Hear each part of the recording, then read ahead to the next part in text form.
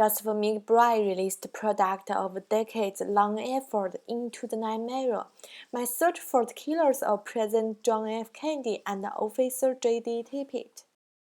Today I'm very glad to with Mr. McBride, and talk about his book.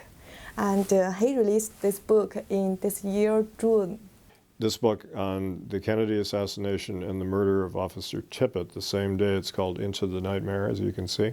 This came out this year, and I worked on this for 31 years. Mr. McBride worked as a volunteer on the 1916 John F. Kennedy Wisconsin presidential primary campaign, and after that he received thanks letter from John F. Kennedy.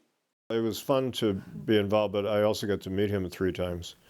And my mother held a rally near our house called Kids for Kennedy, where children would come with their mothers, and I got to meet him. It's a very small event, and I got to see him as a kind of a small-scale candidate. He walked in with 2 other people, that's all he had, and no big entourage.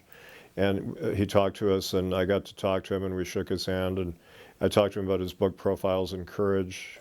Mr. McBride met a lot of difficulties when he writing this book.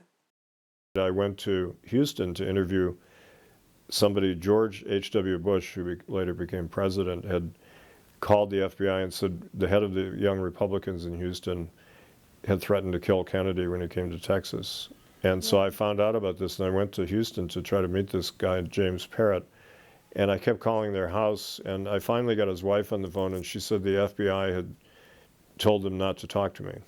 Yeah. And so how did the FBI know that I was going to be in Houston trying to find this man? There are some things we will never know as much as we might try.